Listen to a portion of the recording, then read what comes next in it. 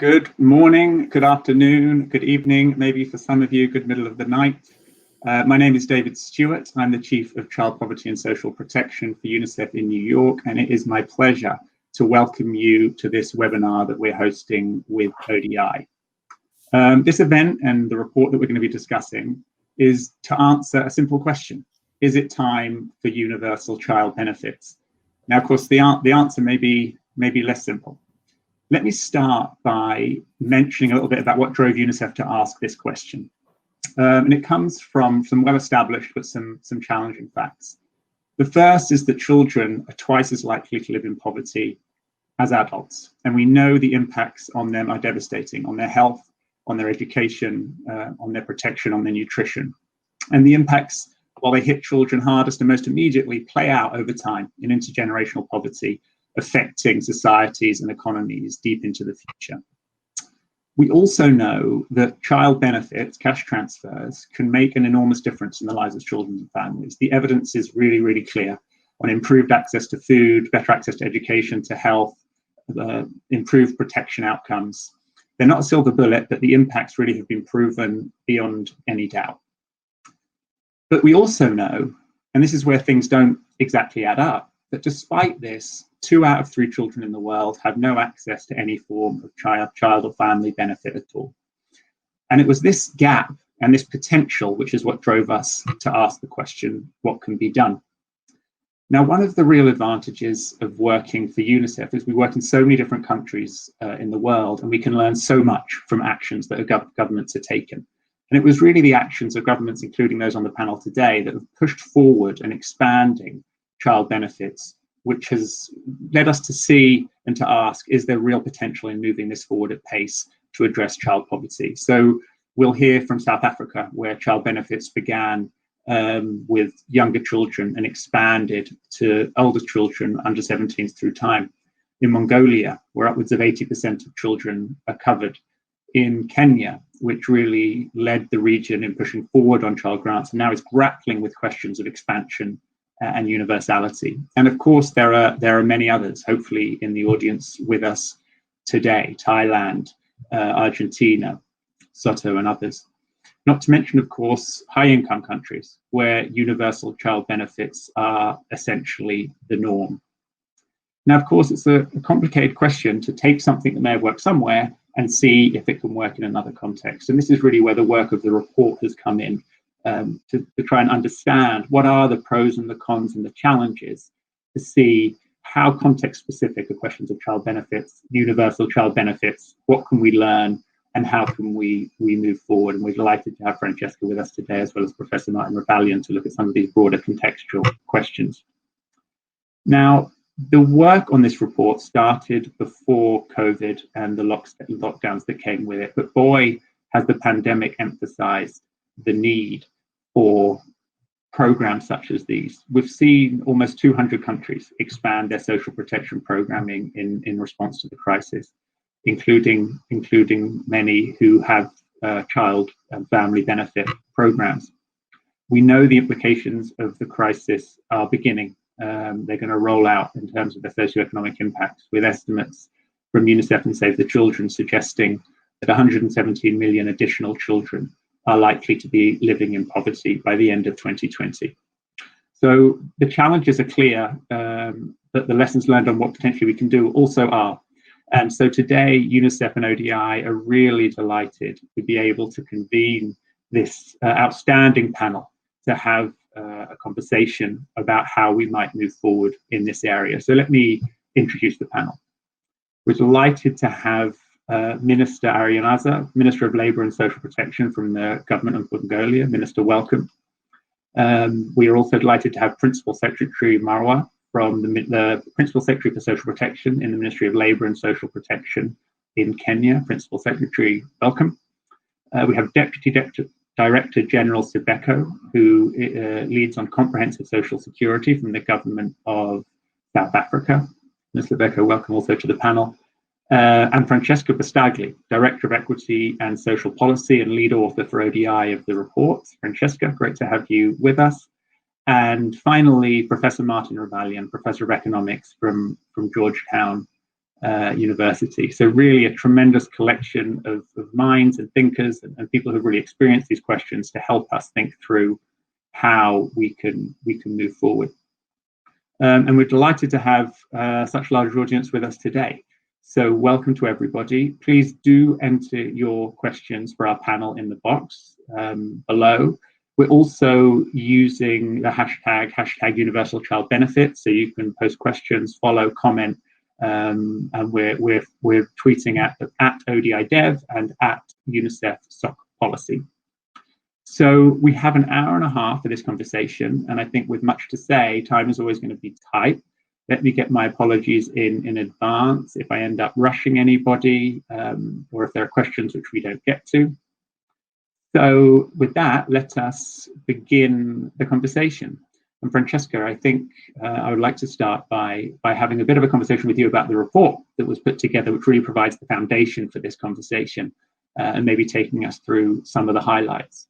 The first question I had for you is a simple one, potentially, but one that can trip me up when I get asked it, which is what exactly are UCBs, Universal Child Benefits, and how widespread are they? Thank you, David. Thank you so much, and hello to everyone who's joining us, the panel and online. So, what are UCBs? They are cash or tax transfers of child benefits paid to children, primarily and usually via their primary child, their care providers. And they are labeled as universal when they're paid to all children independently of their demographic, their circumstances there, or their household's demographics and wider situation.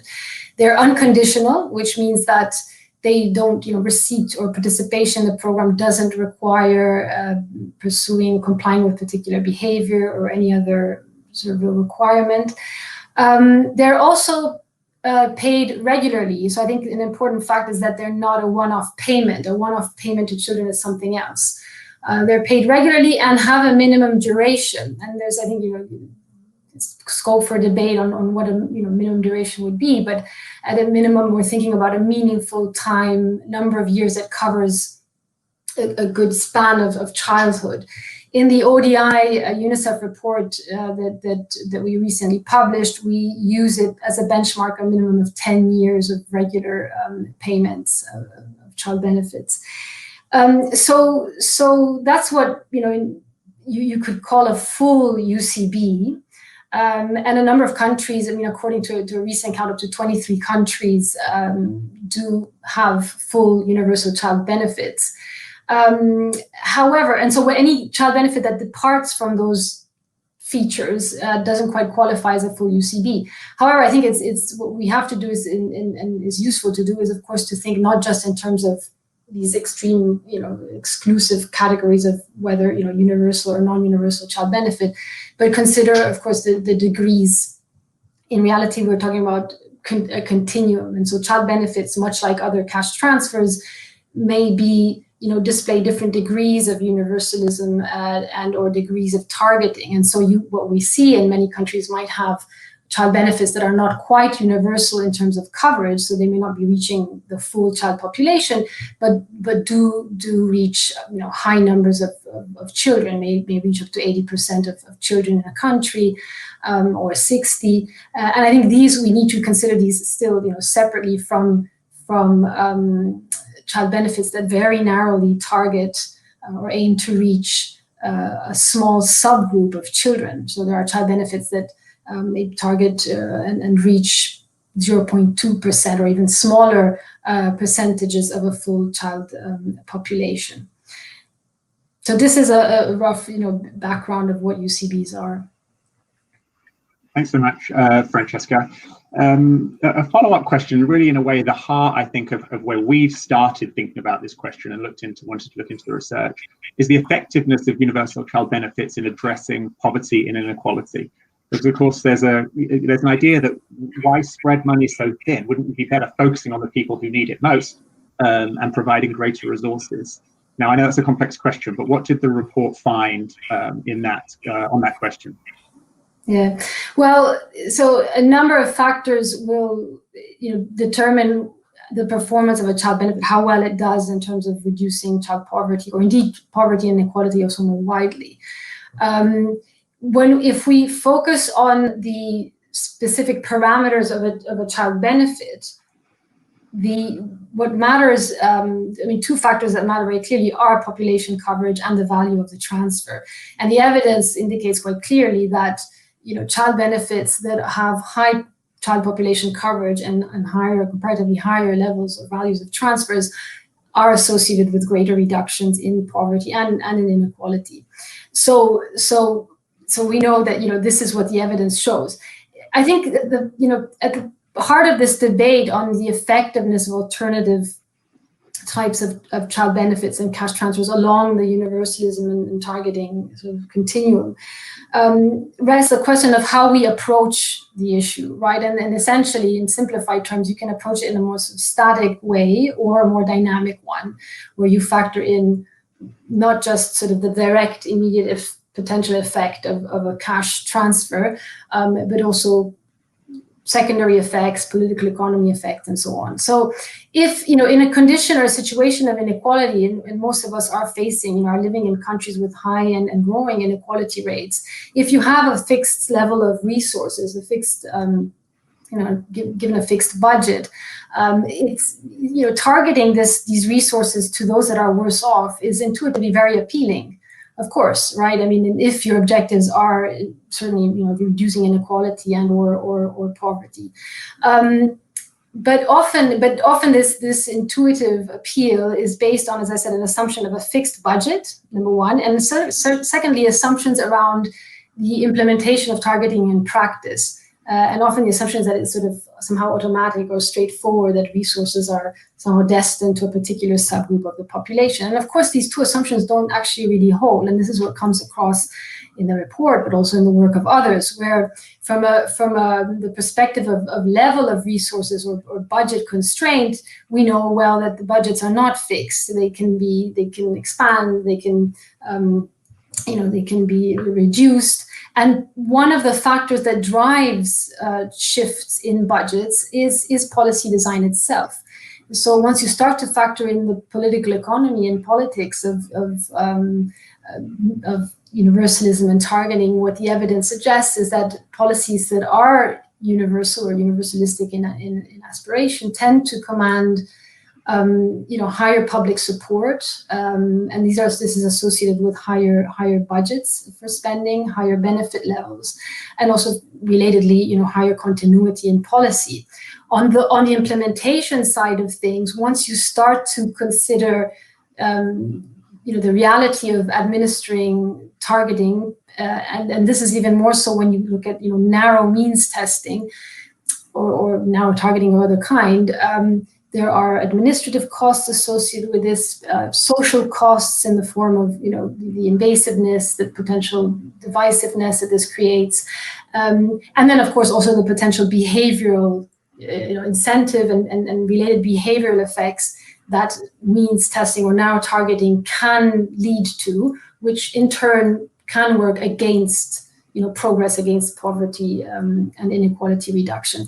So once you start to factor in these more dynamic and sort of secondary effect considerations, this intuitive appeal of targeting is somewhat weakened, and certainly, and the evidence points in this direction to the potential benefits or advantages of universalistic or universal approaches in this sense, from a poverty and inequality reduction perspective. Having said this, I want to reemphasize the point that we do need to be talking about the continuum. The details matter. It's not just a dichotomy of universal versus targeted. I mean, this is an age-old issue, and it applies to child benefits as well.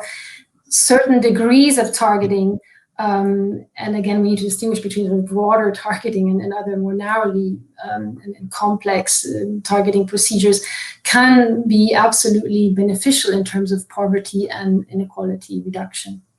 Great, thank you so much, Francesca. And just a final word, you were coming to this question of cost. Is it possible for the report just to summarize a sense of how much these benefits can cost in different contexts? Yeah. I mean, yes, David. I mean, cost and affordability is clearly a big issue, and one that is often raised in terms of constraints. So, governments explaining that they would, they would be intention to expand the child benefit, but don't have the resources to do so. If we look at actual costs, and the report provides, has an entire chapter on this. So the countries that have full UCBs, these, in terms of percentage of GDP, these generally cost around 1% of GDP. And if we look at high-income countries, they're spending around on average, 1.72% of GDP on benefits to children and families. This contrasts with average spending in low-income countries on children, on child and family allowances or benefits, which is at around 0.2%. Now, the actual cost of a UCB will depend very much on the number or share of children in a population, and the level and where the value of the transfer, where the value is set. And one thing we do in the report is we provide cost estimates based on alternative scenarios of these two variables. So varying either the population, the underlying population. So for instance, cost estimates, what would it cost to provide a UCB to children ages 0 to 14 versus to children 0 to 4, for example. But also varying the level of the transfer with respect to in relation to different poverty lines, the international poverty line or national poverty lines. And here, and I'll just give, again, one example really, but and I do recommend people take a look at the report for the details of all of this. And just to be clear, these are indications or approximations, and not to be taken too literally. But for low-income countries, a universal child benefit to children 0 to 14 is expected to cost around 2% of GDP. So that, if you think back to the figures I gave earlier, that's roughly in line with what high-income countries, and in fact just above what high-income countries are currently spending on child and family benefits, and considerably higher than the current expenditure, 0.2% of GDP spent on child benefits in low-income countries. If, however, for instance, if you take the age group 0 to 4, the provision of a universal child benefit for children 0 to 4 is, we estimated roughly the cost of 0.7, 0.9% of GDP. And what this points to is the possibility of what is often referred to as progressive realization of increasingly universal child benefits. And this is the reality of what countries have done in practice. Those that now, including ones that now have full UCBs, where they in early years started by setting up child benefits that were universal to a population of children delimited, for instance, by age. So you could, one option that follows on from what I've just outlined in terms of costs might be, starting with a benefit for children 0 to 4, with a plan or a vision and a view to then gradually expand coverage. Now, I'm sorry, I'm mindful of time, but obviously, it's clear that any expansion of child benefit of coverage, and indeed, even a move towards a full universal child benefit, requires resource mobilization. There's no question about this, and I think we'll hear from other, fellow panelists about how this has been achieved. The report also provides, a number of examples of how this has been achieved in countries, concretely, but also what are the concrete options. And there are a number of options that governments may have to mobilize resources to help expand child benefits. Excellent. Thank you so much, Francesca. And I think we'll try and put the link of the report in the chat. Maybe it's already there. So for the multitaskers among you, you can have a quick look, and the rest of us, we can look afterwards. So building out from the report, let's start digging in some of the examples that came up into the report, which really show how this has been taken on in different countries. And I'm delighted to welcome and introduce Minister Aryan Zaya from Mongolia. Now, in Mongolia, the Child Money Program has really been a sort of leading example of experience on universal and close to universal child benefit, with the program reaching around 80% of children. Minister, we would love to hear about a little bit about Mongolia's experience. Maybe if you could start by telling us how you see the question of targeting versus universal approaches and the impacts of poverty and inequality in Mongolia. And it would also be interesting to hear a little bit about the role the Child Money Programme is playing in the COVID response. So, Minister, welcome, and over to you. Thank you so much, David. So first of all, I'd like to express my warm greetings to the organizers and participants of this event. On behalf of Government of Mongolia and myself, I'd like to express my sincere gratitude to UNICEF and ODI for organizing this virtual launch of the review report. Mongolia is having a population of 3.3 million, almost 40% of our population is actually children under age 18. So utmost important priority, of course, the objectives of Mongolia's state policy is to promote the birth rate and maintain stable population growth, because it is critically significant for the, as Mongolia is undergoing demographic dividend. The government of Mongolia has been implementing child benefit programs since ages. I mean, even to Genghis Khan times, we have cared to orphanage and widowers and so on. Before Soviet times, even to the early 60s, we had law on increasing the amount of pension for mothers who have given birth and raised many children, and it is called honorable mothers. The policy is still currently now running. So during this time, the policies that we have run were also targeted, but also then universal and so on. So we tried every examples. Currently, our child benefit program has covered almost 100%. So it is by now 96.6% of total children under age 18. And it is because of the COVID social program. So the budget allocated for child benefits account is now 37.3% of total budget for social welfare service. And this is around 0.7% of GDP. In US dollars, to express it, is around 100 million US dollars.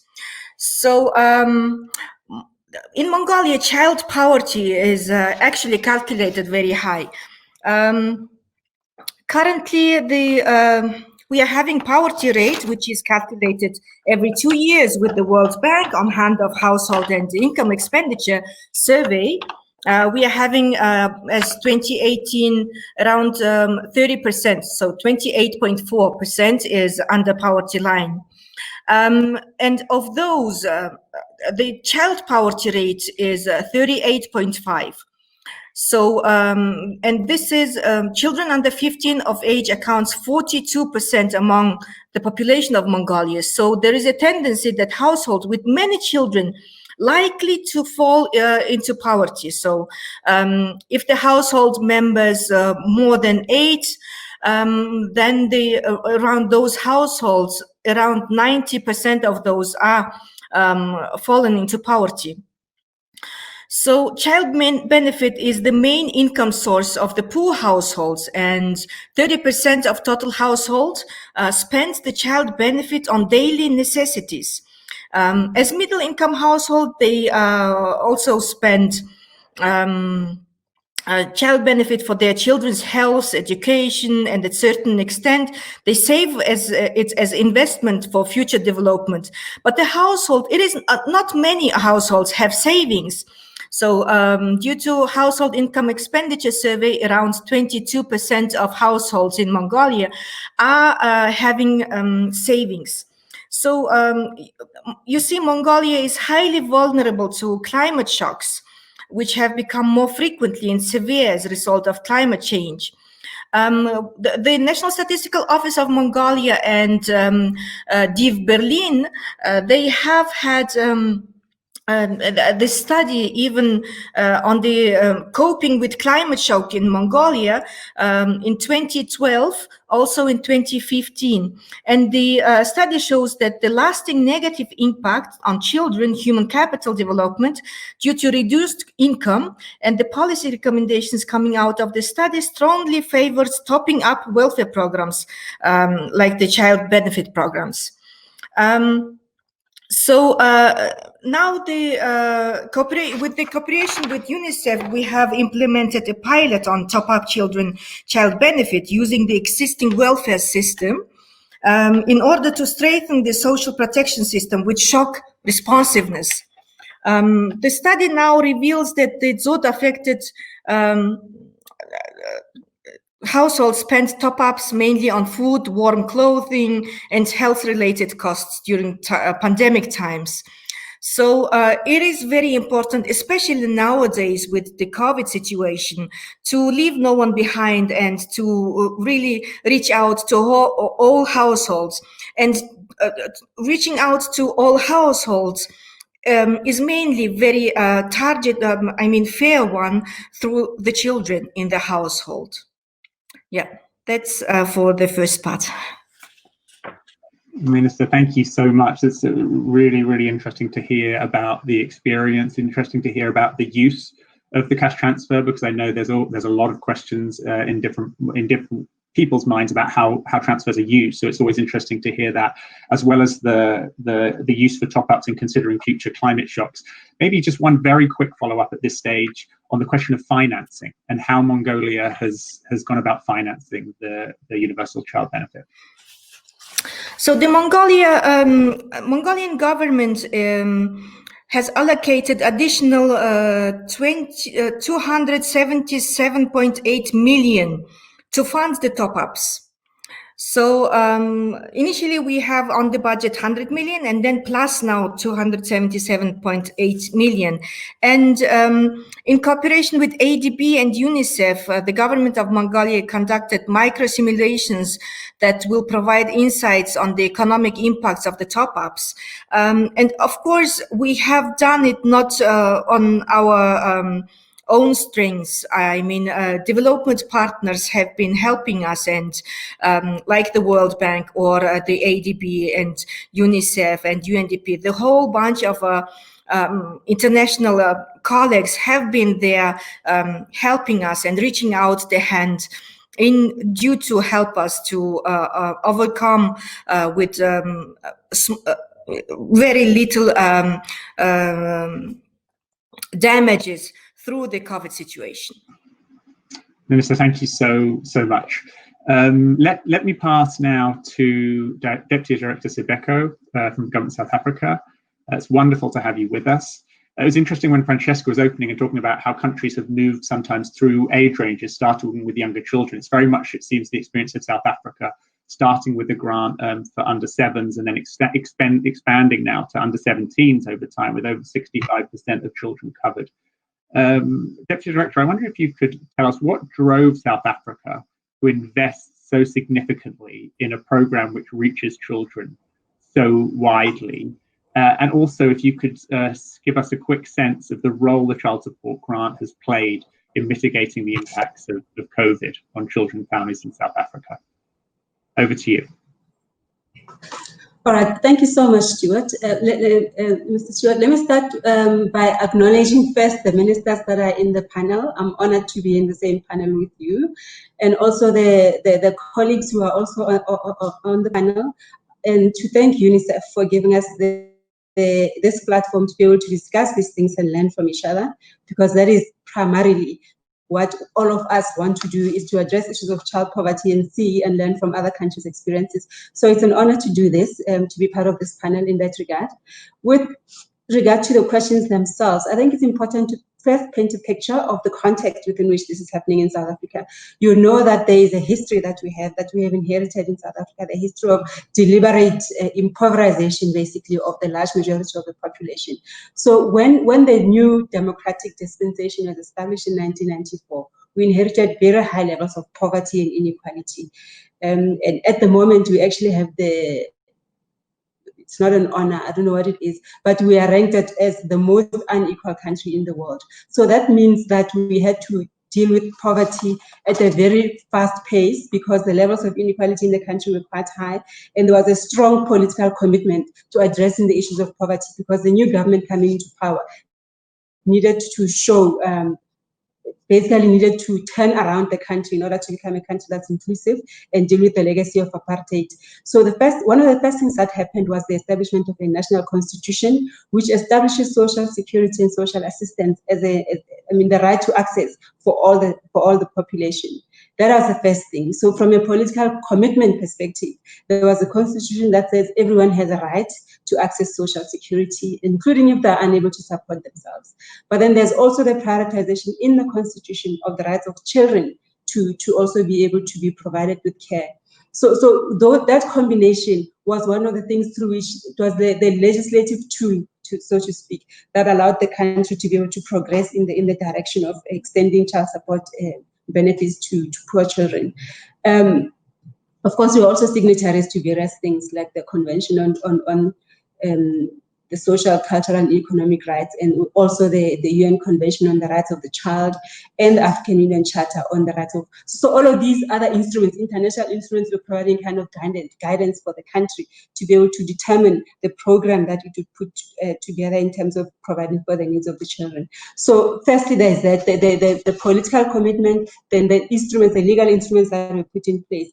But you'll also remember that at the time that the government started, there wasn't even a proper institutional framework for which this could be done, through which this could be done. So the decision was to establish an institution whose primary responsibility would be to provide social grants for all of the population in order to ensure that there's equity for all of for everyone who accesses the benefit, because prior to 1994, this program was in provincial departments and there were all sorts of difficulties in people being able to access it. So a proper legislative framework was created, motivated by the history of apartheid, the high levels of poverty, and what Francesca was saying, that generally the levels of poverty among children is obviously much higher than among the parents. And in South Africa, we also have the I don't think it's unique, but it's one of the biggest problems that we have, which is that the majority of children are in single parent homes, and the single parents are women who also are at the bottom in terms of the economic levels in the country. So there was a need to prioritize the children and say, let's create some kind of income support for them. The fiscal commitment was there because there was political commitment and there was the legislation. But in addition, I think South Africa, having come from where it came from, there was also the issues of strong social activism in the country. There's a lot of NPOs, NGOs who would also motivate and agitate for the need of the government to address issues of poverty and inequality. And that also created additional momentum for the country to start creating the program. In terms of the design of it and why we didn't go like immediately to universalization of the grant is the problem of the balance basically between, given that the levels of poverty were so high, the budget requirements for this would have also been quite high to reach all of the children in one go. So the government decided that we'll move over time, we'll do what the Constitution calls progressive realization. So the progressive realization agenda was start with children up to the age of 7, and then go over to up to age 9, and then age 11, until we reach all of the children. So now we reach all of the age groups from 0 to 18 with the child support grant. But that was done over time as fiscal space was made available to allow the government to be able to implement this. One of the other things that we had to deal with was not only the child support grant in generality, but also children who do not have parents, like who need to be fostered. So there's also another benefit that we provide in the country called the foster child care, the foster child grant for children who do not have parents and are looked after by other people. And there's a grant in that regard. We also provide a specific grant, what we call the care dependency grant, for disabled children who need care, who need a dedicated person to look after them. And so these 3 types of grants are the interventions that the country has put in place. Income support, but in addition to income support, there's also other interventions that are done that the country provides. For example, we provide free schooling for children from poor families. There are schools that are no-fee schools, so there's no fees that are required in those schools, although other schools charge fees. And then we also provide free healthcare for children up to the age of 6. There's free immunization for children, a whole range of benefits such as those, to make sure that we are dealing with child poverty, not only from the point of view of income, but also from the point of view of other services that children need to be able to access.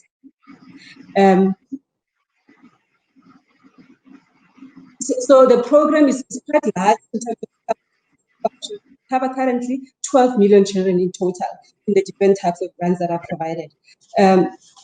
So with regards to the impact of the CSG on COVID, this is the last point I'm making now. In that regard, what we have done is it's actually been instrumental in enabling us to actually address the poverty fallout from the grant, because what we've done in the first month of the lockdown in the country, the grant was increased by a certain amount, by 300 rand, in order to enable those parents to be able to continue to provide for their children. But after that, what we also did was to say, instead of giving it to the children, because there's so many children, the cost of it would have been very high for the country, we decided instead to introduce what we call a caregiver grant. So all of the parents of the children were given an income in order for them to be able to augment the child support grant and provide income for their children.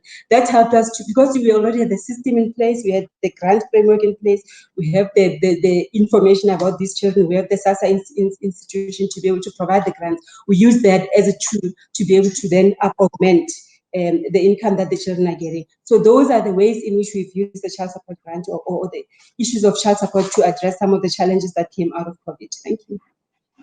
Thank you so much, Deputy Director. And you touched on a number of points which are actually coming through the questions that I think we'll have a chance to come back to, including the importance of other services to connect to social protection, the fact that actually different grants run in parallel to meet varied needs.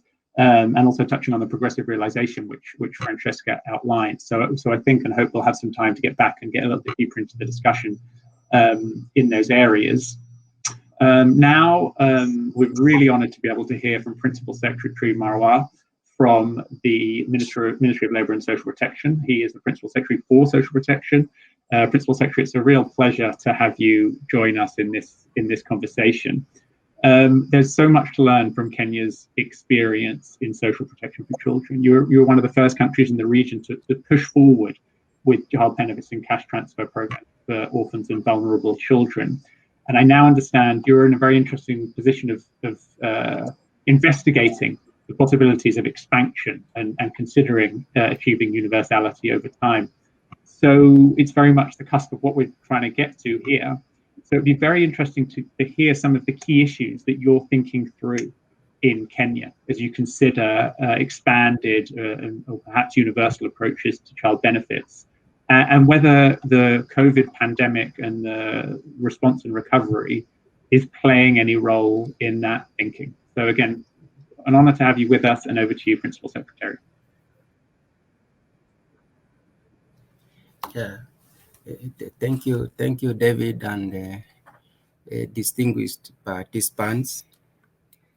It is true that Kenya is one of the few countries that are running a very successful cash transfer program. But allow me, colleagues and friends, to discuss this in the light of today's forum. Some of the key issues towards initiating universal child benefit in the country that we may wish to highlight is the high level of poverty among children, just as highlighted by Francisca and Brenda. Another factor that we are considering while coming up with the UCB programs is that children are most vulnerable and are at higher risk of deprivation and are of great need. So we take this also into serious account when we are doing our programming. The need to improve child development outcomes, particularly with the respect to human capital development. And this is a key determinant to a nation's productivity and its growth. I think that's very key. So when we are doing our programming and the strategy development, we take that into account. Another issue that we are considering is the possibility of positive impact in terms of socioeconomic and the development and the returns.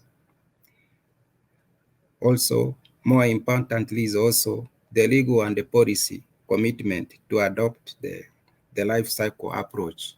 This has been mentioned by Brenda. Francisca has also made reference to this.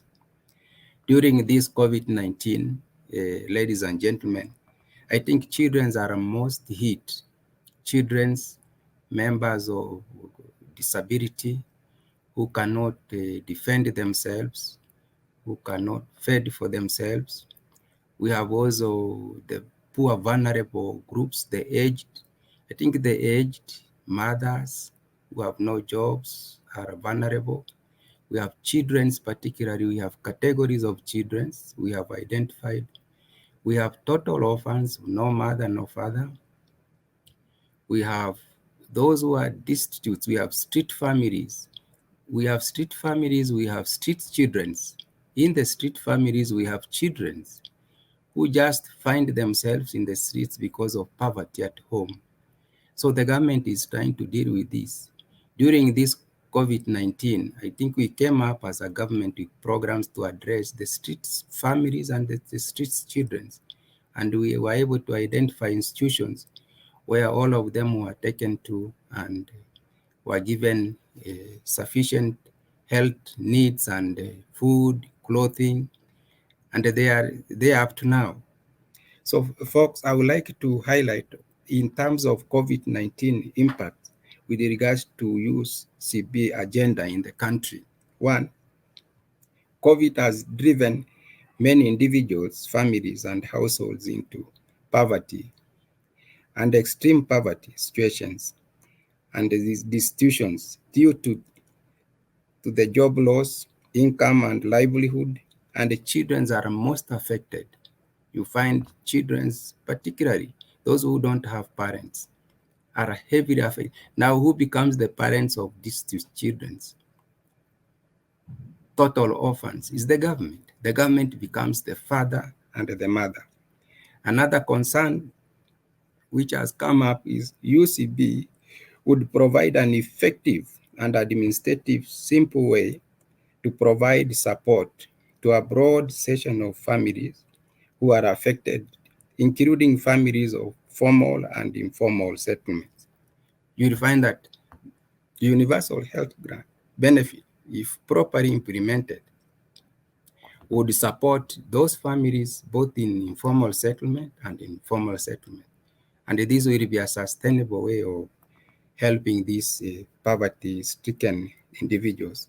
Also, David and colleagues, COVID has brought to the fore the reality of urban poverty, whereupon universal health benefit would be most relevant and a social protection, intervention, and for response.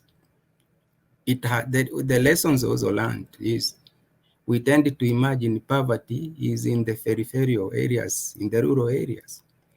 Every city in this world has a rural area.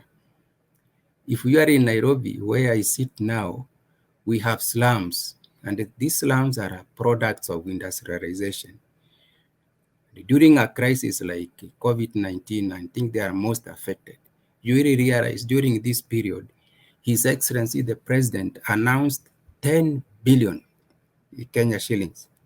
And this amount is strictly instructed that it should be spent in slum areas, particularly in those affected counties, capitals of Mombasa, of Nairobi, Kisumu, Eldoret, where we have huge slums. And this man has been directed there to target vulnerable over 70, the vulnerable women, the single mothers, those who live with chronic ailment, orphaned children who have no parents, right? And children living with disabilities, children with parents with disability. I'm sure, David, we are coming to that. I'm not kind of jumping the ship. So the 10B, folks, which is still in progress. It was released in March, and the targeting is still going on. And we really want to thank UNICEF and the World Bank, because the technical team came together. We came together and we were able to come up with targeting tools for these vulnerable groups. So the 10B, and apart from the 10B, the government has also allocated 1 billion Kenya shillings to target vulnerable groups, and the targeting has also been done. And from the next month up to March, we are going to be helping the vulnerable children, particularly house-headed children in institutions who have totally no parents. Yes, Thank David? you so much, Principal Secretary. And you touched on a number of important issues, I think, including the urban impacts of COVID, but also particularly the question of groups that may face particular vulnerabilities, including children with disabilities. And I think what we'll do is we'll circle back to this question in the broader discussion, because I think it's come up in a number of areas. And one of the questions I'm seeing online is also about how one manages to find a balance. And I see that time is passing, so we're going to come back to that question, Principal Secretary, to you as well as with others. And at this stage, let me introduce our final speaker, Professor Martin Ravalian. Professor, you've heard the experiences of South Africa, Mongolia, Kenya, but of course you've also been working on these issues for a very long time. And so we'd really like to hear what your experience suggests on the role for universal child benefits compared to more narrowly targeted approaches. And we heard from Minister Aryan Zaya about the sort of long-term historical perspective in Mongolia, which was very interesting. And maybe you could give a sense of the sort of historical perspective on these questions that we're looking at. Over to you. Okay, thank you very much, David. Thank you, Francesca and David, for inviting me to this, and it's a pleasure to be on this panel. I thought David mentioned at the beginning how rich countries have something like UCB, not always U, but child benefits are quite comprehensive in rich countries. But it wasn't always so. And it's interesting to kind of think a bit about the history of this policy, because we're reliving that history every day today. All of the debates going back 200 years on these policies are still alive and well. They had advocates back 200 years ago, famously the Marquis de Condorcet in France, and Adam Smith, and writing from France actually, but a famous Scottish economist, as you all know. Child benefits understood broadly to include mass schooling, free mass schooling, school lunches, and of course kind of transfers, more narrowly defined transfers considering today. If we think about the policy debates that went over the 200 years, it's just all the same issues. Two big issues: financing and incentive effects. One of the, maybe I think of 2 points in history which were critical. One, I think, was the introduction and eventual removal of the Speenham land system in England, which started in 1795, which was a finely targeted set of cash transfers incorporating family allowances introduced by the Justices of Berkshire, 1795. It went on for about 40 years. It was eventually killed by a Royal Commission, 1834, very much influenced by the great economists of the day, David Ricardo and Thomas Malthus. But I'd say in retrospect, Ricardo and Malthus basically got it wrong. Their arguments about incentive effects were greatly exaggerated. So this is the argument that in the Speenham land system, because you topped up wages to reach this critical minimum income, that you would disconnect people's incomes from the amount of work they did. And this was considered highly problematic. It turns out that the Speenham land system incentive effects were greatly exaggerated, including by a prominent economist, and it was really serving a political economy interest. It was to save money on the financing side, because the scheme was getting very costly to landowners who were also in political power, and they were also somewhat less worried than they used to be about their prospect of the French Revolution spilling across the English Channel. And the defeat of Napoleon helped as well. So a bunch of things in the political economy which really drove the reform agenda. I don't think the incentive effects were used by critics. It wasn't a serious issue. Fast forward 140 years to Richard Nixon. President Richard Nixon in 1969 came very close to introducing in this country, the United States, came very close to introducing a family allowance scheme. Very different to Speenham land, because it was universal over a large segment of quite a large segment of the distribution, a zero marginal tax rate up to a certain point. Zero marginal tax rate meaning it's not means tested, so it's essentially what you'd say is universal. And then a 50% marginal tax rate after that, and then phasing out. So it was not universal, but it was a very low marginal tax rate, probably close to optimum. I think if you think about the economics of this, somewhere around a marginal tax rate, 50% is close to optimal. That was killed. It was never implemented. And the critics brought back Speenham land scheme. And they said again, incentive effects are horrible. We'll disconnect earnings from work, and the world will go to hell, and everything is going to be terrible, and people will stop working. And all of that was wrong. I mean, the scheme itself was not the same as Speenham land. Yet the history on, and additionally, the history on Speenham land had been largely misinterpreted, I think. It's just a history of stories like that. Again, two issues: incentive effects, financing, still coming back. Incentive effects often exaggerated. I think that it's an overstated problem. It's not something to ignore. If you get to 100% marginal tax rates, as Speenham land system had in theory, and as some programs today have, the Debao program in China, for example, it is worrying, no question. 100% marginal tax rates on poor people are a very bad idea. But that's not what we're talking about. With universalism, you get that marginal tax rate way, way down. Incentive effects should be quite minimal. Some issues where incentive effects do return, and of course fertility is one of them, and this was Malthus's big concern, of course. Thomas Malthus back in the early part of the 19th century. We don't worry about those things today in rich countries, partly because through the course of the Industrial Revolution, through the course of the progress of human history, it started to realize the high returns to schooling, parents investing in the quality of school and kids and not the quantity, and so much the quantity. But I think the issues are still going to come back in poor countries today, and I flag those issues. They're not going to go away very, very easily. A final point I make on all of this. When you think about policy here, you've got to obviously think about implementation. You've got to think about what's feasible in the particular context you're working in. And this is another lesson from history. Rich countries, when they didn't have they were poor countries and they didn't have the information to do fine targeting, it was always going to be problematic. It was going to have a Speenham land couldn't be implemented the way it was intended, precisely for those reasons. And the information problems are quite severe. They're so severe in many developing countries today that I would say that almost overrides everything.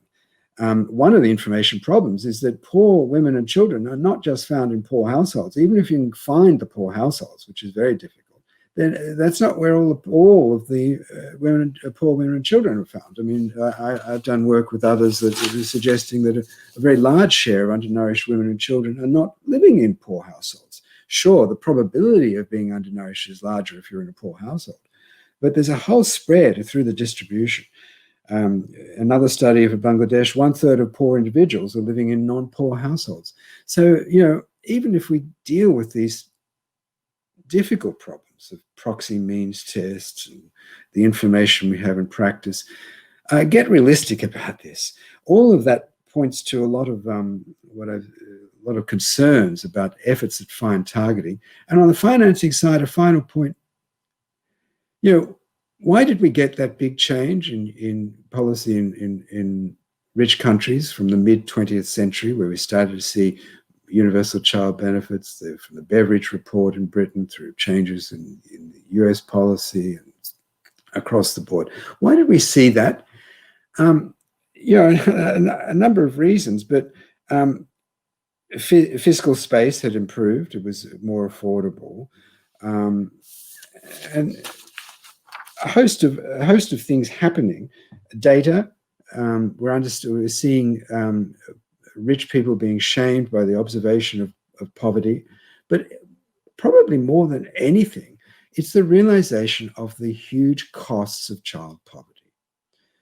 The way child poverty influences intergenerational transmission of poverty and inequality, the cost to the economy of underinvesting in kids, this is overwhelming.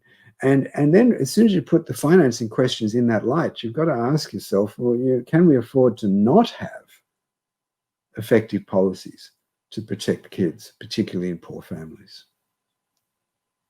Thank you. Thank you so much, Professor Abalian. Anthony, it's really fascinating to hear the same stories play out through that degree of time, on the incentives, on the financing, then also touching on these questions of practicality, like practically can we even do it, which I think is so important. Let's jump into the questions that we're receiving from the online audience, and there are many. I'm going to do my best to capture them and pass them on. Let me start, Minister Arianzaya, with a question for you, which I think really touches on the big picture question in a way, which was, how did the universal child benefit begin? And I think really the important question was, how were decision makers convinced? And this is really the practical question that I think that a number of us face. Over to you. Thank you. Well, imagine Mongolia is having a population of 3.3 million, and on density we are second in the world. So the land, the country itself is very big. Imagine it is 4 times bigger than Germany, but only 3.3 million of population. So it is important for Mongolia that the population growth is one of our main policy attention. So at the beginning, the country has to decide whether the children money is a welfare or it is a development policy. So it is very important to decide on that. As I said, we had already in the 60s, to be exactly in 1962, we had the first law on increasing the amount of pension for the mothers who have given birth and raised many children. Then in the 90s, in 1995 to 2010, we had 3 laws passed out, also on social welfare and children money. So there was also given small amount of money to children in lump sum, and also it was not monthly, or sometimes monthly, or sometimes every 3 months, and so on. But starting in 2012, we had a universal child benefit that was provided to every child, funded from sovereign wealth funds, which was financed from the mining royalty tax. Especially in 2012, the history of Mongolia is that we had economical growth of 17% in that year. So the economy of Mongolia is very highly dependent on mining sector. So it was very important to the funds has been steadily decreased with the results of the budget allocations for the child benefit. So it was kind of sharing of profits. Years of economical decrease and the crisis, the Mongolian government has agreed to reduce the coverage of child benefit program. In order to qualify, we had also IMF extensions and so on. To increase the economic growth, we have expanded gradually the coverage with the increase of economic growth. We have also expanded gradually the coverage of child benefit. And now, especially during COVID time, we have increased not only the coverage of the children, by now it is almost 96%, almost 100% of the children, but also the amount that has been given to the children support has been raised 5 times. So it is very political decision. Yeah, it's very political decision, and it is important to decide whether it is welfare or population development policy.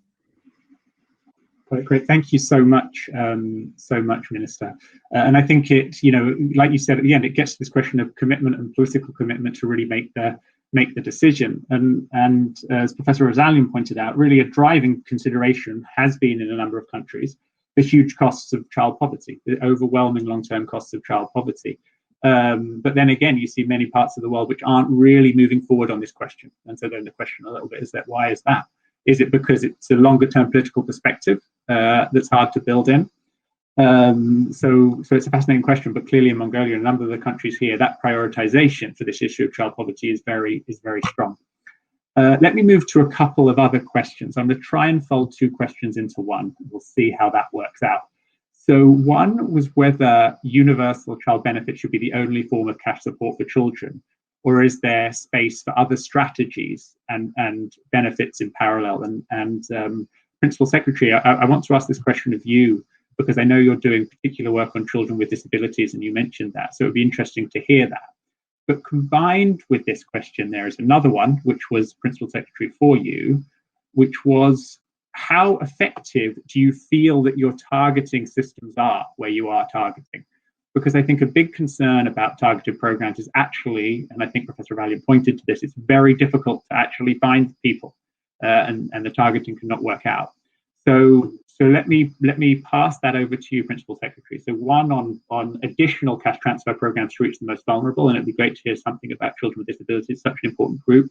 And then on how effective you think the targeting is, and if that's a concern.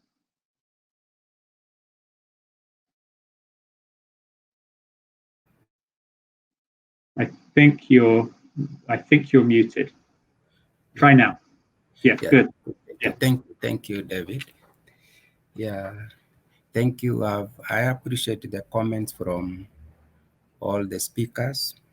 The last speaker was Professor Martin. I don't want to lose the point of initiatives and financing, which is very key.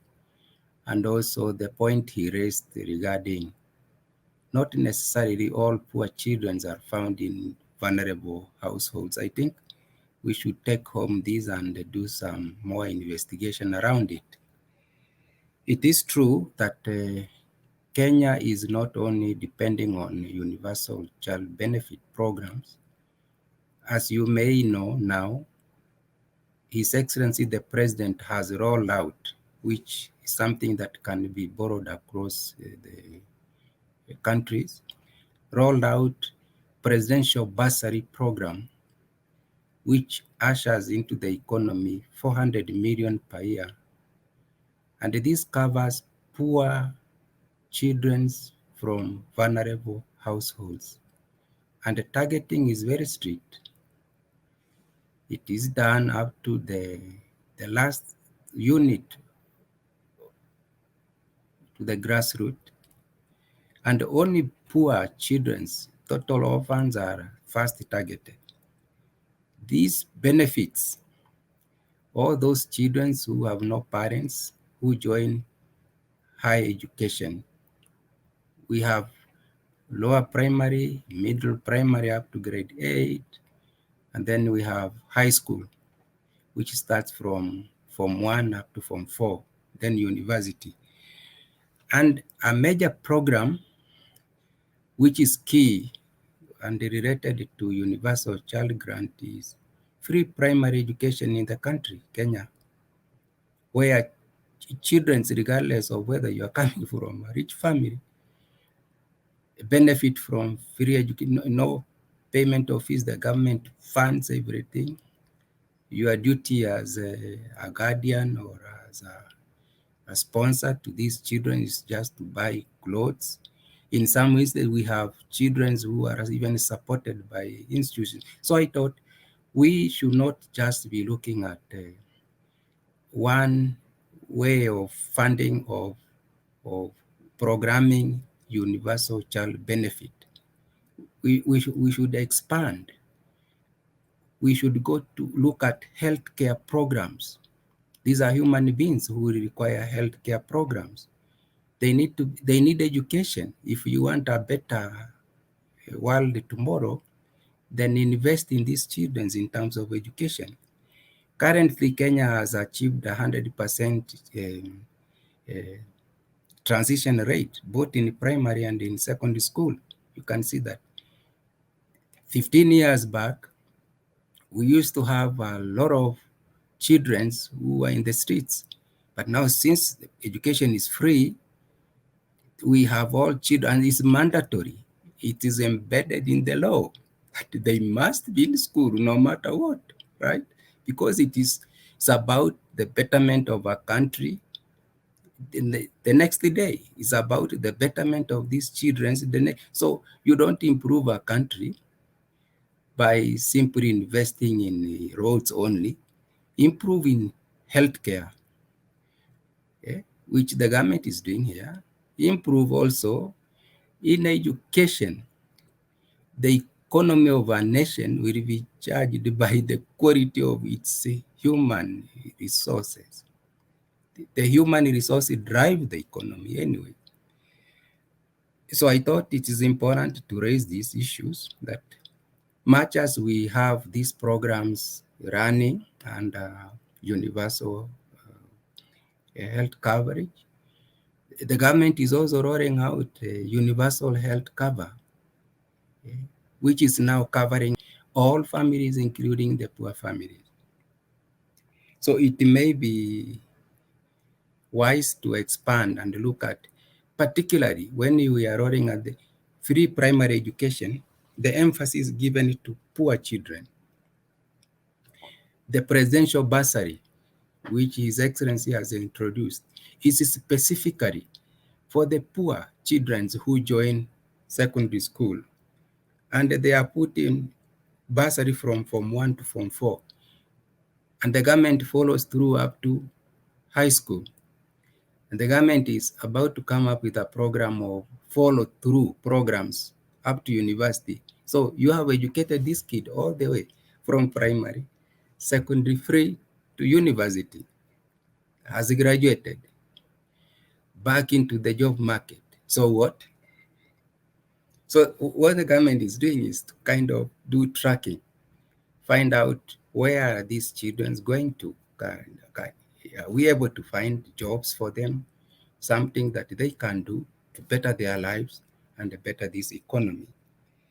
I think child grant benefit programs will be implemented in phases because of the fiscal space, highlighted also by Professor Martin here. Because of the fiscal space affecting almost every country, even the developed countries, you cannot implement the entire phase. Like what Brenda is saying here is, from 0 to age 4, you take care of that category, cluster, and make sure that they are cushioned. From 4 to 9, right, then you come up with the packages around that. Then from 9 to 15, like that. If we had sufficient fiscal space, then we would carry all these clusters along. And it is what the government is doing. And I want to confirm that together with UNICEF, with development partners who have really weighed in, UNICEF has trained our officers in South Africa. We really want to thank the government of South Africa, Brenda, take our appreciation, because our teams were trained there and they have very nice, good programs on universal child grant. We also want to appreciate UNICEF on this, the World Bank, development partners that bring money. But my emphasis, colleagues, if we cannot invest in quality education for the children of this world, be it South Africa, America, Kenya, wherever, then we are losing our economy. We are losing these children in the future. We are losing our countries in the future, and we are losing our economies. The next thing is health of these children. Quality education, not just education. Education is education anyway. Quality education, and that's broad. Then health for the good health. If you guarantee that, if we do guarantee that, even in this program we are articulating here, we shall have no problem. We maybe because of time, David, allow me to comment on children's in disability vis-a-vis the program. Yeah, if you could very briefly, Principal Secretary, because I'm also just seeing how fast the time is going, please. Yeah, we have other programs. We have started examining how we can include other programs and cushion children's from families, vulnerable families living with disabilities. I think that is what the government of Kenya is working on currently, so that the motto of His Excellency the President is, we should not leave anybody behind as long as she or he is a human being. Thank you, David, and sorry for overstepping my time. No, thank you. It was really fantastic to hear from you, and there are so many different points to touch on. And I think it was great to hear about the expansion of sort of universal health and universal education. That's really been well, the universal health is still very far to go, but it's been something which has really been pushed forward very hard. But then it's interesting to hear the conversations beginning now about universal social protection. But to me, it seems there are strong parallels here that we need to achieve universality across these different areas. We sadly do have very limited time, but we'll move on. We have, I think, about another 5 to 10 minutes for questions before we move into closing. And there are many good questions that I'm not going to get to, sadly. But let me come, Mr. Becco, to you. And there's a question here about the risk of programs being cut in response to a COVID recession. And then the question, well, and furthermore, how can you expand? Which is what we're talking about in the context of shrinking budgets. So I wonder, in the context of South Africa, how you see this question. Is there a risk of the program being cut, or do you see it as something which is has the political support as an integral and indeed could be a continued and expanding focus? Thank you. That's a fascinating question. But I think one of the benefits in the South African context is that from the Constitution, which is, though the Bill of Rights has established these rights, the right to social assistance, to social grants as a constitutional right, and that right is justiciable. What has then happened is the country has created legislation which says these are the circumstances under which people can access social grants. So the chances, the only way to cut, for example, the child support grant in the country is perhaps by reducing the amount of money that you're giving or by changing the means test. But the program itself cannot be cut because it's already established in legislation. So if you are poor, you are entitled to and you meet the age, you are under the age of 18. Any child under the age of 18 in terms of the law now is required to be able to access the benefit. They only need to do the means test. So the way to cut it would be perhaps by reducing the means test to a lower amount, or by or also by reducing the value of the grant, which both of which would be very difficult to do.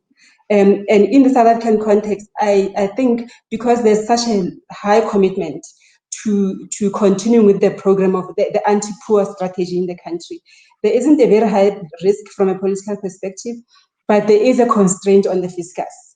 And this is why it's been difficult to move to universalization per se, because we've had to weigh the benefits of, do you want to expand coverage to everybody, or do you want to improve the quality of the benefit that you are giving by increasing the value, or perhaps by increasing the means test? So these are the debates that have been going on over a long time in the country. And so far, we found that, in fact, if you were to universalize the grant, you would spend like 25 billion, but that is the same amount of money that it would cost you if we were to increase the value of the child support grant to at least the food poverty line, because the grant currently is at a lower level than that. So it's those things of what are the priorities, but the scope to take away the program altogether in South African context would require a whole legislative change and I can tell you that is not going to be possible, not only because it takes long and it's difficult politically to change the legislation, but also because of the strong political support, not only from the government, but also from civil society for these grants. In fact, the country is being now actually being challenged to move in the opposite direction, to universalize and to increase. So there are campaigns currently going on in the country in terms of that, because of COVID, to say we should increase the value of the child support grant. We should, in fact, be covering more people. So there is very little political space to reduce the benefit currently, even in the context of reduced fiscal space. The argument is, let's give money so that we can then ensure that we are building the economy going forward. There's an argument in the country currently that if you actually give more money to poor households, because of the inequality question, you will be able to improve the economy in the long run by building up purchasing power, creating a market for smaller businesses, etc. So the money that goes into social grants will actually be an investment in, over time, rebuilding the economy. That's the kind of perspective that is being shared in the country, as opposed to thinking about actually removing the agenda. There's no agenda in the country. There's not even a conversation about taking away the benefits. Thanks. Great, thank you so much. And it's, I think it fits very much into these questions of political economy and the strength of political economy around more universal type grants. I think it's also noteworthy that sort of both in South Africa and in Mongolia and other countries, an approach which is not exactly affluence tested, but very broadly reaching large parts of the population, but without necessarily reaching the top, is something that a number of countries, I think, are finding a certain level of comfort with as a balance, given the fiscal constraints. Time is really running on. I want to come with just final questions. There's so many good questions we're not going to be able to get to, but a final question, Francesca, for you and Martin, for you. And you will have heard the conversation, seen questions. There may be other things that you want to very briefly touch on. But the question I wanted to come to, Francesca, was this question on targeting, which has come through in a couple of the questions that we've heard about. And what does the report find really in the effectiveness? Because this is a crucial question when governments set out to reach people and children living in poverty.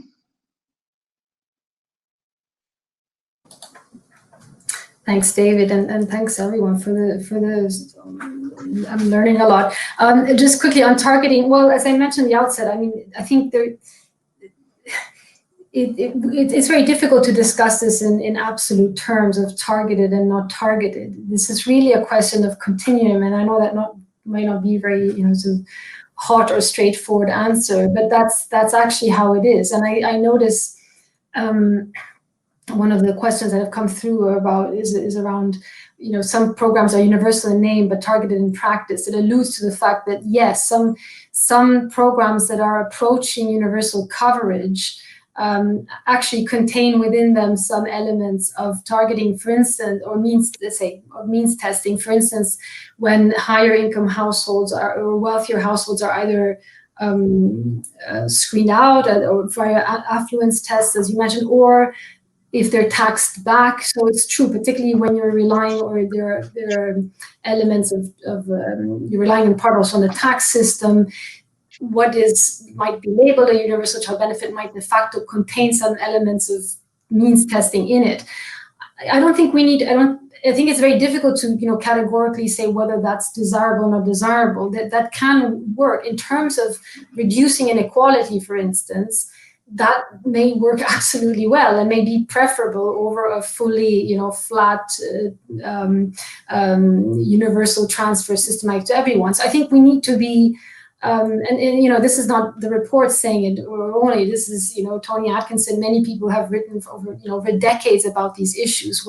And this is where policy also gets interesting. Where the question is, how do we make sure that we minimize or indeed eliminate the risks that are associated with targeting regarding the potential negative incentive effects, which can be minimal, but also might be there. The costs, the administrative costs, and the social costs associated with narrow means testing, and that arise, for instance, from all the information requirements, the barriers to adequate information that inhibit or prohibit the actual implementation effectively of targeting.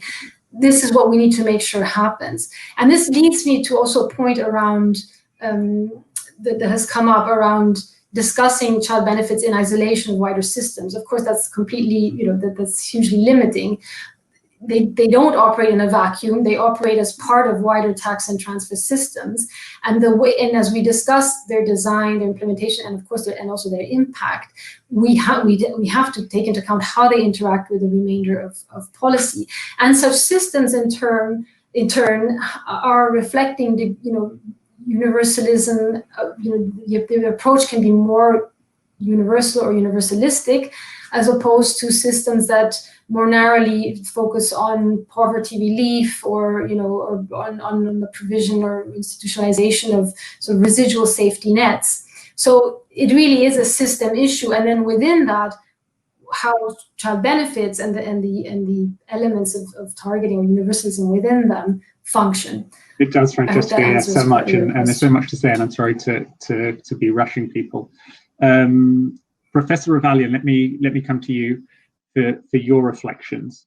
I was interested to get your sense on how you see the sequencing, seeing the historical context you put, how countries might think about the sequencing, but also, the time is just so tight, I may be asking the impossible, but also I think you wanted to come in on the question of cash being the only form of support.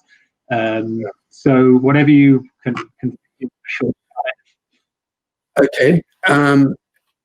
Three quick comments, really. One is, think about child benefit in a very comprehensive way, as was mentioned by the other speakers, including the Principal Secretary for Kenya. It's a package of things, and if you just focus on the cash component, you've also got a severe risk that you're going to finance it by cutting those other things, and the benefits to poor kids are ambiguous at best. And that's happened repeatedly in history. Nixon's proposal was a great proposal, but he was financing in part by cutting AFDC, aid to families with dependent children. Other examples, I think Andrew Yang's universal basic income was good up to a point, but when it was also being financed in part by cutting, optionally, voluntarily cutting other welfare benefits. So again, the gains to poor people become ambiguous. So you really can't avoid looking at this package. And that leads to my second point. Targeting versus universalism looking just at the benefit side is a bit silly, really. Once you realize these things have got to be financed, even if you have a universal benefit, targeting comes into the financing side. How are you going to find, hopefully, the non-poor people who are going to finance this thing? So maybe we should think of universal benefit, but put a lot of emphasis on targeting the rich from the point of view of financing the thing, and making the case to rich people why this is so important to the development of their economy, to the external costs to them of child poverty are huge, and to their children could be huge because of this longer term cost that I mentioned before.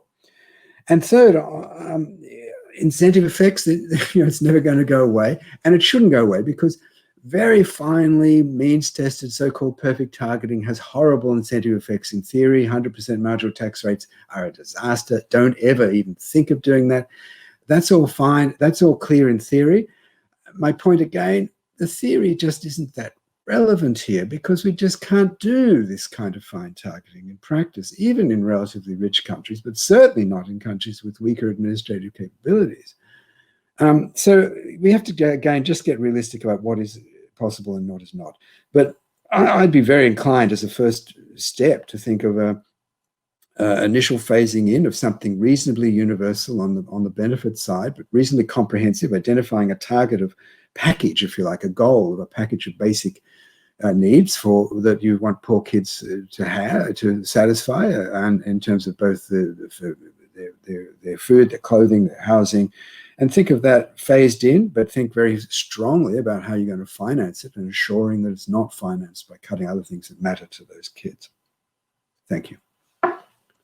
Fantastic. Thank you so much, Martin. That was super clear and on point. So I think we've really sadly reached the end of the general discussion. There's much left to be said and on the table, but let us spend a couple of minutes for each of you just to give overall reflections in UNICEF, we're currently running what we're calling a reimagine campaign, which is like how can we reimagine the future of policy and program for kids in a post-COVID world? And I think in a way it fits into this question of what role for universal child benefits as we reimagine. I know it's a very complicated question, as Martin has outlined. There are caveats, but just to get your thoughts in the context you're in a couple of minutes. How do you see this question in terms of, is it time for universal child benefits? Francesca, let's start with you.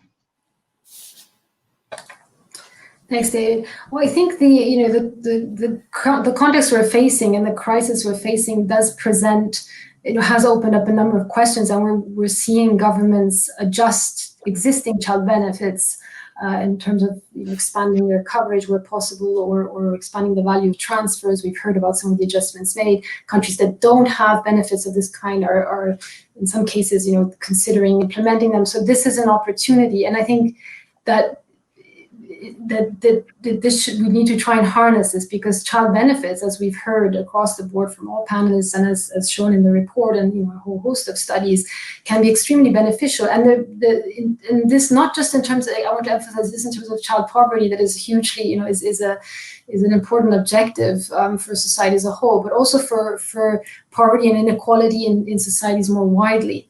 So I just want to emphasize the point that this is a moment to take stock and to build on the adjustments that are being made, with a view of, in the medium to long term, building policies, but also systems that have to include, of course, the financing angle, that are more universal in nature in terms of coverage, but also sustainability and continuity. Excellent. Thank you so much, Francesca.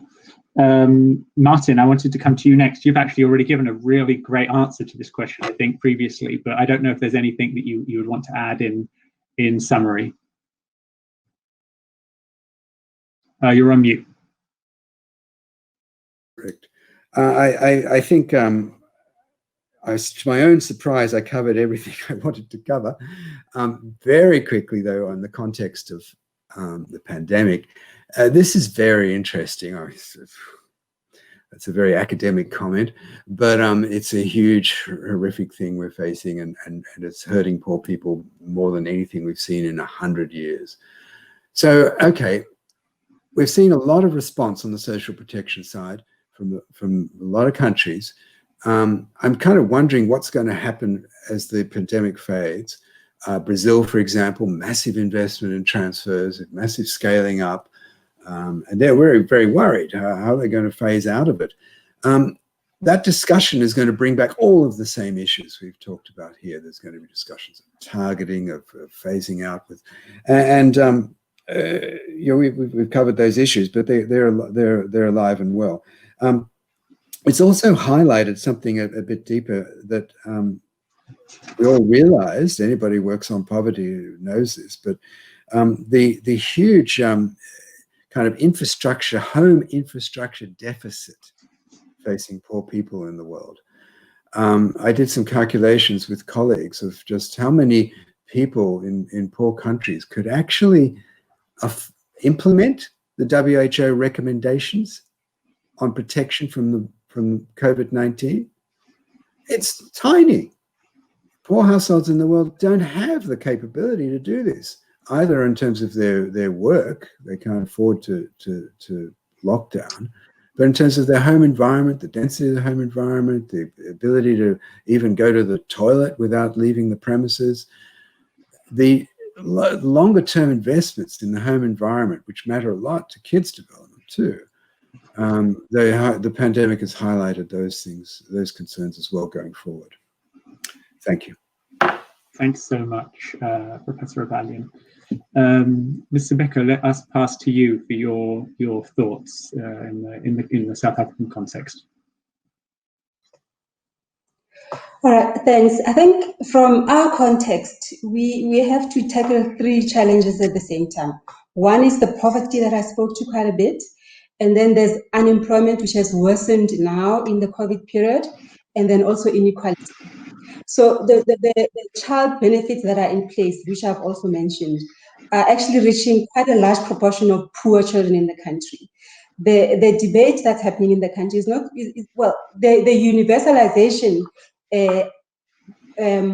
policy is something that we've been working on, but in terms of the priority for now, it's really dealing with the huge fallout of unemployment and the fact that the age group you see, our social assistance program does not deal with the age group between 18 and 59. They don't have any kind of social assistance. We've created a temporary grant for them now during the COVID pandemic, but at the end of October, that expires. And so for us, the priority has been, how do you deal with those households where there isn't a child beneficiary who has a grant, and there also isn't employment now due to COVID, they've lost jobs. And that has become a much bigger priority. So in that context, it's much harder to argue for universalization. What we are arguing for, though, what is something that is on the table to consider, is to maybe improve the value of the child support grant, because it's still below the food poverty line, and expecting that over time, as you bring more people into the economy to participate in the economy, as you deal or reduce the fallout from unemployment by providing some kind of income support there, because that's where the urgency is for now. So I don't, while it's not discounted the issue of universalization, we think that the coverage is quite high of poor children in the country as is. And so we are continuing on that trajectory of saying, let us rather be looking now at the quality of care, or rather the quality of the benefit, and also be maybe moving the means test further and further to higher levels of income. That's the direction that we're pursuing. But the primary thing at the moment really is to say, what about people who are not accessing any kind of support whatsoever? How are we going to deal with them post the October period where we're providing the temporary income support? So the challenge is there for us. But yes, we think universalization should happen. We just think the trajectory is by gradually, as we did already, gradually increasing the means test and gradually increasing the value. That's how the approach that we are thinking of taking. Wonderful, thank you so much. Principal Secretary, over to you for your thoughts on that in the context of Kenya. Yeah. Thank you, David. And thank you, my colleagues who have filed in their comments. David, I wish to emphasize, much as the government of Kenya is stressing on universal child benefit, we are also looking out of the box, or thinking without the box anyway. That is it only cash? These are issues which every participant here has raised. The country is looking at how do we benefit poor children. Cash is one form anyway, but free primary education, free secondary education, up to university, and job sourcing for them so that they are productive. Health, universal health coverage. The government is also improving infrastructure. All slum areas in the country, like those in the capital of Nairobi, His Excellency the President has insisted there must be proper tarmacked roads, proper infrastructure raised by Professor Martin here, proper housing, clean water, social amenities, so that these poor kids live like normal human beings anyway. So much as we look at cash transfer programs, which I tend to agree with speakers here, Brenda, that do you increase the value or do you spread the targeting? Would you rather spread the targeting and cover more population and bring, in the long run, you have improved their purchasing power, you have motivated the markets, right? And then you have an economy which is running. David, this was a wonderful conference. I wish it was allocated 3-4 hours. Thank you so much, colleagues. Thank you so much, Principal Secretary. And I'll let you know that I did request that it was longer, but I'm told no one can take more than an hour and a half of Zoom. probably me included. Minister Arianzaya, let me pass to you for your final reflections in the context of Mongolia. Yeah, thank you. I got a question from the floor whether is there a significant part of the population in Mongolia that is opposed to a universal approach, and is there political debate about universal child benefit? Of course there are. Of course there are political debates and opposers of universal child benefit, but in normal times, in peaceful times. And now during the COVID time, it is no question about to delete or there is a high demand on universal child benefit, and only the universal child benefit was the answer to the shock resilience, to the shock response. So I'd like to express the persistent commitment of the government of Mongolia not to reduce the budget allocation for social welfare programs during the COVID times, whether it is 2020 or 2021. We never know when it is going to end. So we attach great importance to the child benefit, as considering the benefit is an investment for children's future development, not social welfare service.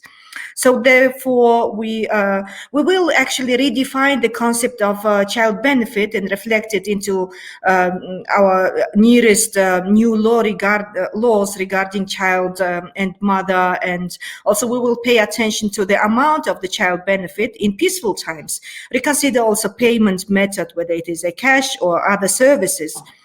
But still, during COVID times, the government reassures its commitment on the social welfare programs and universal child benefit. I'd like to express now to my appreciation to the organizers for providing us the opportunity to learn from each other and share experiences. Thank you so much for being with us. Thank you so much, Minister. Thank you so much, everyone. All of our panelists for joining, for spending the time, for the enormous amount of work that goes into providing the supports that you do, the sharing your experience so openly. It really has been a tremendous hour and a half, and for us who have been on a long journey of investigating this question, it's a really nice moment to hear about these experiences. I think I'll just end with a few. We're over time, so I'll just end with a few quick thoughts. Maybe in some ways summarizing, maybe in some ways not. First of all, I think one thing that came through really strongly, super clearly, were the huge costs of child poverty, the immediate costs on children, the long-term costs on families, communities, societies, economies. I think that's super clear, and it came through really strongly. Clearly, child benefits can play a role in addressing that, but there's also cautions. It's essential not to rob Peter to pay Paul. There's no point or limited point in having an effective child benefit or universal child benefit programs if schools are weak, if kids can't go, if there's not health insurance, if there aren't social welfare services. These things have to come together to work. And I think that takes us to the question of financing. And really, I think in lots of contexts, we can't be thinking about a fixed budget constraint, because taking the same amount of money and spreading it thin isn't going to work. We know one of the key drivers in if the child benefit or family benefit is effective is if the amount is sufficient. So we have to look at that in a flexible way, which means, as Martin said, looking at the role of the finance, receiving the finance, as well as the role of the benefits, and looking at progressive systems which enable these programs to function. It's really the only way forward. And I think probably just to end by saying that universal child benefits are a vision we can work towards, but we shouldn't lose sight of the fact of increasing coverage over time. So to come back to this essential fact in a way that I began with, children are massively overrepresented in poverty, and we hear the impacts of that. We've heard about that today. Yet underrepresented in terms of receiving child benefits, with two out of three kids around the world not receiving anything. But really, I think the process of expansion is key, and then sequencing towards universality, but through a sequence of logical steps that makes sense through time. So those are some thoughts, but of course the beauty is that great minds rarely think alike and fools often differ. So I would really encourage everybody to have a look at the report, the brief. There's going to be a blog coming out shortly, as well as do share the recording of this webinar, which everyone will be receiving, and have a look and see what you think as we continue to work together towards what is clearly a common goal, although the path will maybe complex and differ by context. So huge thanks to the panelists, huge thanks to the participants for joining, for ODI, for their work in putting this together, as well as the work together on the report. It's really been a pleasure from UNICEF's side. And I look forward to joining you all again online and maybe at some point in person. So take care and enjoy the rest of the day. Thank you.